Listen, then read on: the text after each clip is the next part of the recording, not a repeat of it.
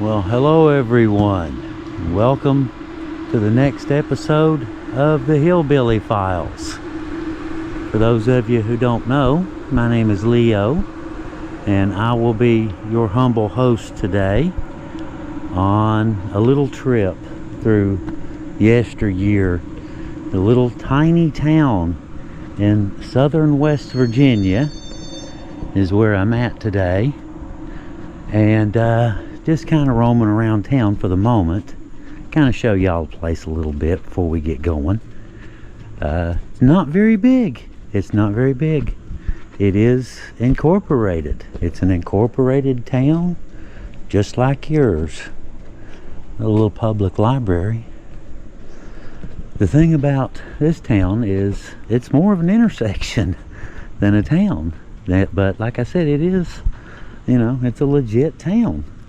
It's a little town of Delbarton, West Virginia. Now, some of y'all know we document a lot of old cemeteries, that sort of thing. And we run across a lot of very unique stories. And some of them just kind of, I guess they just kind of grab your attention. This story kind of needs to be told, all right? And that's the end of town, by the way.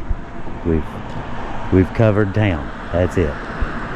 There's the housing authority, and a little street going down that way. There's a little alley on the back, has a few businesses. That little street right up there goes up to the old school. Used to be old school. I had an aunt and uncle that lived right down the road from here, just a little ways, for decades. But anyway, like I was saying, sometimes you'll run across these old stories that just demand, basically, to be told. And this is definitely one of those. Now, I know that you guys have seen and heard a lot of stuff, gory, graphic, I guess you could say, but it's still, I just wanted to mention, it's kind of the description. You can't tell the story without telling the story. And I'm sure you've seen a whole lot worse in the news and on YouTube and all this stuff, than the description that I'm about to tell you guys about what happened here. But still, I wanted to mention it. It is a little bit graphic, but you're grown-ups. We're all grown-ups here. We can tell the story, tell the truth, what really happened here, the founding of this town. I'm here in, like I said, the little town of Delbarton, West Virginia. It's a coal town with a history that's very often overlooked. Back in 1946, when this place was first incorporated, when it first became a legitimate town, but like I said, it's, for all intents and purposes, it's more of an intersection. There's a school on down that way and some residential, but this is the town right here. The people chose a man named Mendal Churchill, MC, they called him MC Kirkendal, right, as the very first mayor of this town. Now, he wasn't a career politician. He was a justice of the peace, a retailer, and a taxi man who worked the same streets that he governed. On a summer afternoon right here in town in 1951, right here near his place of business, on about 12:40 p.m., during a police arrest gone wrong, a single shot fired in a fight hit the mayor in the abdomen. Mendal Churchill, MC Kirkendal, was born on September 19th in 1901 in Colton, Ohio, the son of Frank and Ruth Lyons Kirkendal. He made his way to southern West Virginia here, where he carved out a steady, respectable life here in the coal fields. For 8 years, he served as the Justice of the Peace, the man neighbors called on to settle disputes or sign documents. He was also built a livelihood operating a taxi service that ran between Delbarton and Williamson for more than a decade. A small business that kept him connected to both towns and the people who lived in them. By trade, he was also a retailer, a man who knew how to work with the public and keep business moving in a small coal camp community like this. When Delbarton was incorporated in 1946, Kirkendal became its very first mayor. In fact, he was the town's first and only mayor, guiding the little coal town as it adjusted to life from being just a wooded area to a formal municipality. People respected him as a working man turned public servant, someone who still kept close ties to the rhythms of everyday life here in Mingo County. On July 19th in 1951, he was here at his place of business here in Delbarton when an ordinary day turned tragic. Just outside on the street near where he worked, a police officer was trying to arrest someone when all of a sudden a fight broke out, with both men going for the officer's gun. In the chaos, the gun fired. The sound must have been deafening and shocking, to both men. I can almost imagine them staring into each other's eyes for a second, wondering who had been hit, only to find out that neither of them had been hit. The round tore into the mayor's abdomen, and he was the one who collapsed to the ground. For 20 long minutes, he laid hemorrhaging blood right here on the street, waiting for help that unfortunately would come too late. At only 49 years old, Delbarton's first mayor bled to death right here in front of the eyes of the entire town that he had helped to found and led through its darkest early days. His death stunned the community. Here was a man who had given years of his life to real public service and to the people through his work as a taxi driver, a retailer, and a mayor. He left behind his wife, Virginia Hale Kirkendal, and a legacy tied to forever to the history of Delbarton. Today, he rests at the Upper Curry Cemetery along Elk Creek near Delbarton, a quiet little hilltop graveyard shaded by trees.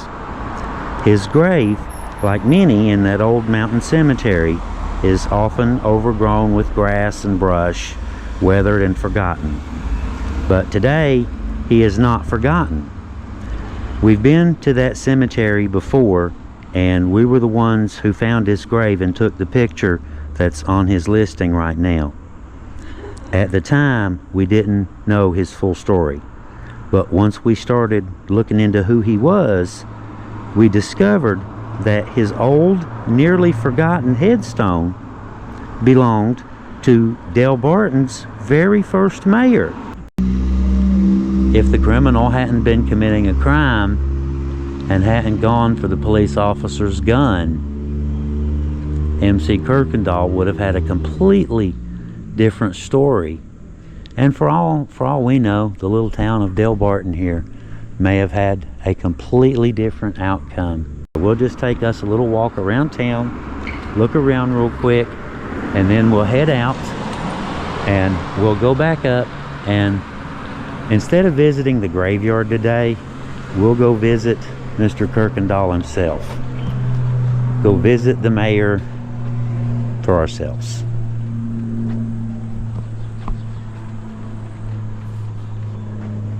That used to be a little inn right there. This is a trail town now. The Hatfield-McCoy trails come through here, and you can see, you know, there's all sorts of, you'll see all sorts of little trail this and trail that all over.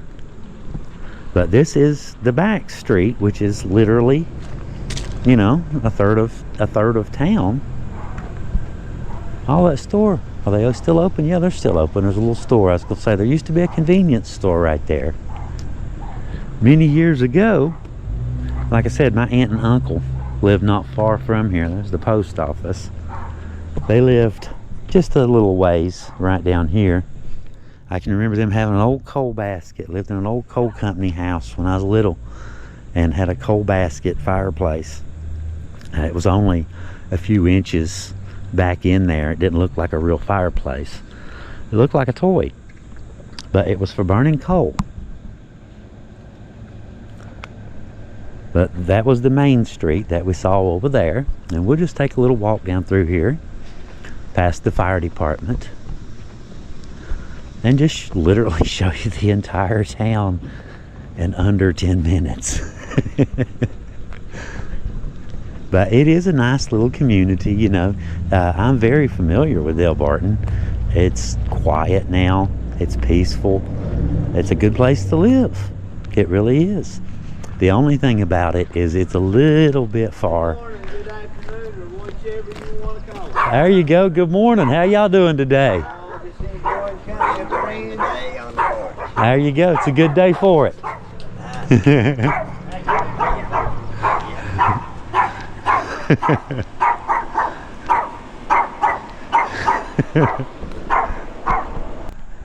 3 bays. Can't even fit all the machines in. We got one outside, which I guess it's a good thing, you know. You have more fire trucks than you can hold. I guess that's a good thing. Now this one's a church here. We'll go by the front here in a minute.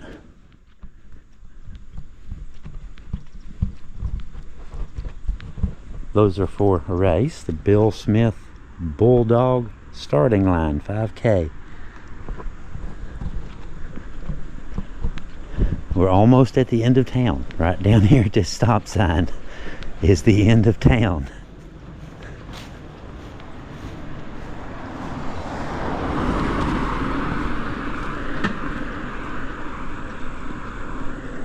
There's the old school I mentioned up there on the hill.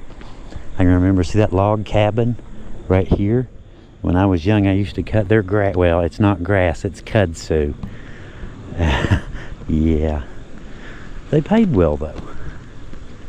Remember, that was many, many, many, many years ago. They paid well, but it was brutal trying to cut kudzu up. That stuff is vicious. That's why you get somebody young, I guess. Put them out there doing that work. Check out the creek. We fished in there when I was little, played in that creek. Oh Lord, relentlessly played in this creek. I've actually waded up through here before when I was little. What was it, Bluestone, I think. There's a little footbridge, you know, you can go across. That little place we used to swim. Had one of my cousins swung out on a old grapevine and broke a collarbone. Yeah, they're right here. You're right here, as a matter of fact. But like I said, this Dollar General is the end of town. That's it. And you going down this way, it's a little park and the old grade school, and that's about it. A few houses. But the dollar store's at one end of town. And right up there, where that intersection is I just showed you, is the other end of town. That's it. But it's very small, but it is a legitimate, like I said, incorporated town legally, just like yours. Even though it is mostly just an intersection.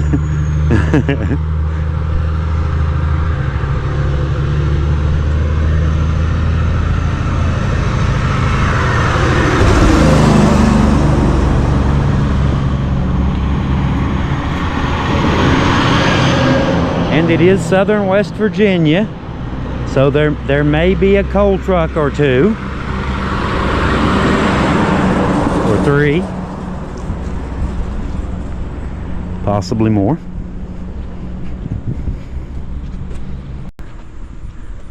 And we are back where we started. Right there's the car.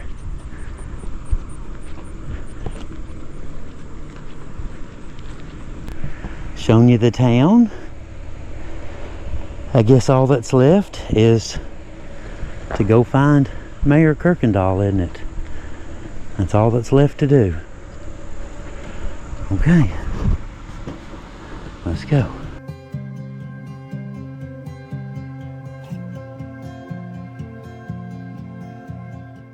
Stopped right here at the other end of town, at the far end.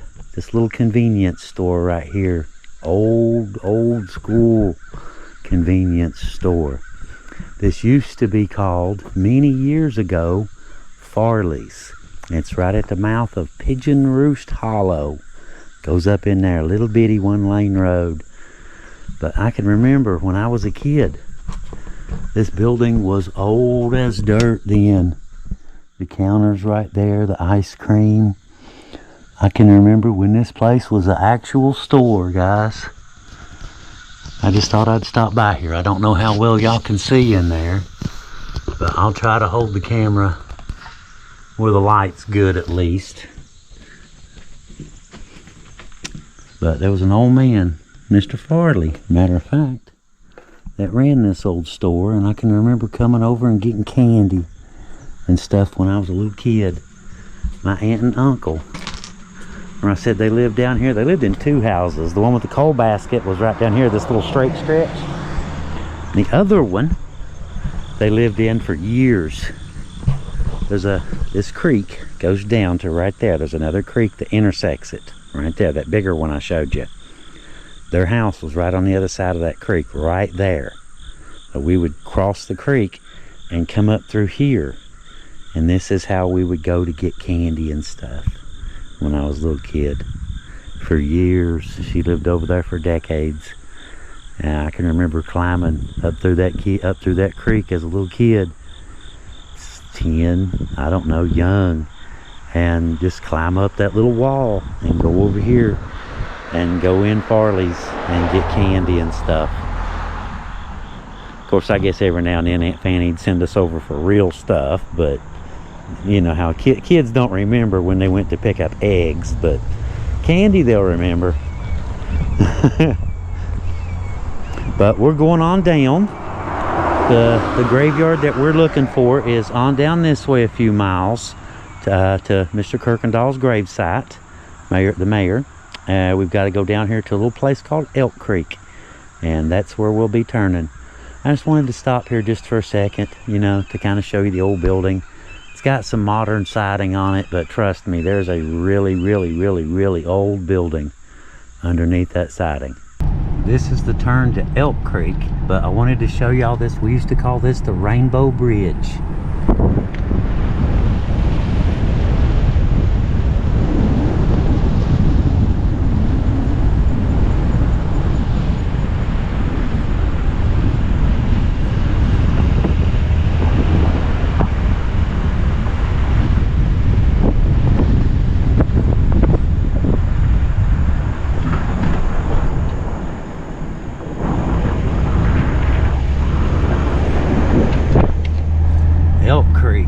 Local kid lore from when I was little says that a kid rode a bicycle across that Rainbow Bridge, but we never saw anybody do it.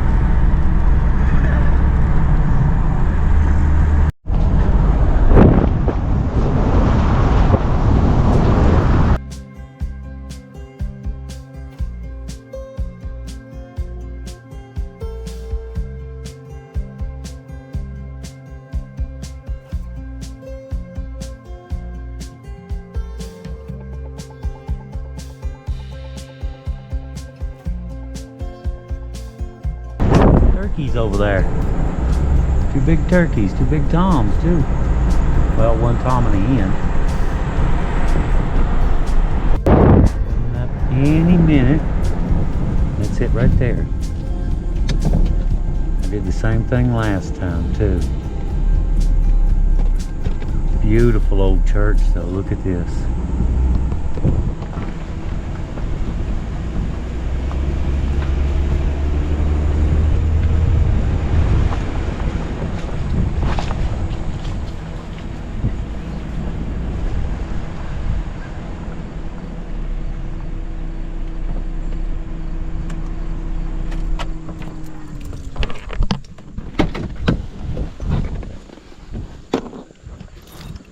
Just take a look at that.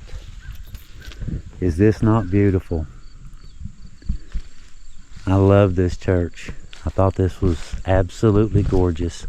I can almost picture, you know, wagons and people on horseback and riding wagons and wearing their Sunday go to church best clothes.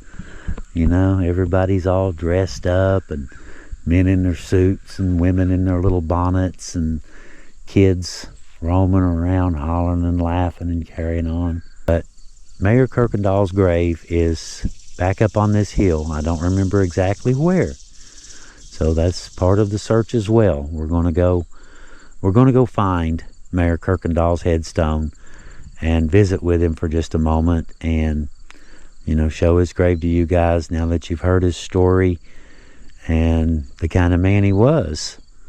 I'm going to show you his final resting place. Let me get situated, get my backpack out, get another battery, and we'll get started looking for his headstone. Okay, we got a fresh battery in, and we're ready to go look.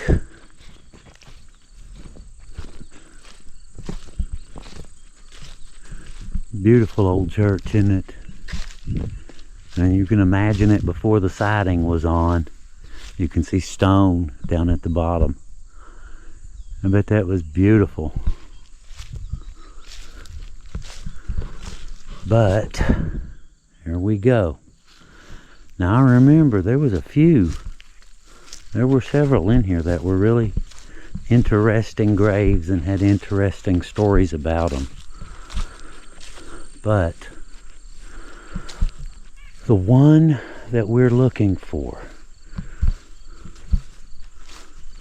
look at that, it's a Confederate one right there. Did some stories about some of these, as a matter of fact. Look at that, Confederate States. W.A. Farley. Look at that. The one we're looking for. I've actually got a picture. That's the one we're looking for. On a hill. Definitely on a hill, isn't it?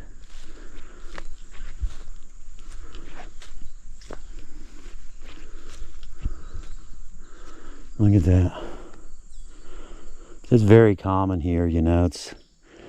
I heard a guy one time said there's only two things you can do with a piece of ground to make it unusable forever: nuclear waste and a graveyard.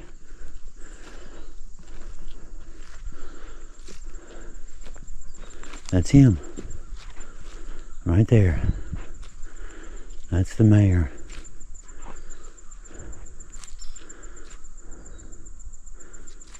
We found him. M.C. Kirkendal, 1901, 1951. Huh. Kind of an interesting grave, you know, now that, you know, found out about it and know a little bit about him. Came back up. Beautiful place.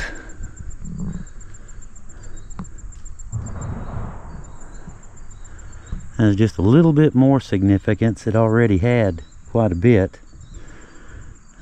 But if you're from the area, if you're from Delbarton, if you anywhere even remotely close, you know, I've known about Delbarton my whole life. I was born in Williamson, not far from Delbarton, But I consider, to be honest, I consider Williamson, Kermit, Mate 1, Delbarton, and several other towns, you know, my hometown. My aunt and uncle lived in Delbarton for decades, and I had never heard this story before. Given the opportunity, given the chance and time, he had obviously done quite a bit with a very small town. Like I said, you guys saw how small.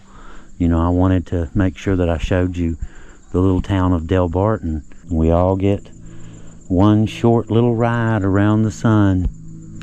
You know, try to do your best to leave your mark on the world and leave a legacy.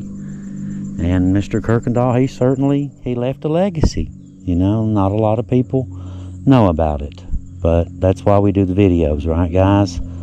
That's why the Hillbilly Files comes out here and documents these old graveyards and fixes everything up on Find a Grave, and so that descendants can find them and find these old stories to share with you guys. Anyway, guys, thank y'all for coming along and sharing our story with us today and hearing about Mayor Kirkendal one more time. Y'all have a really good day, and we will see you guys next time on the next episode. This is Leo with the Hillbilly Files. And Leo out.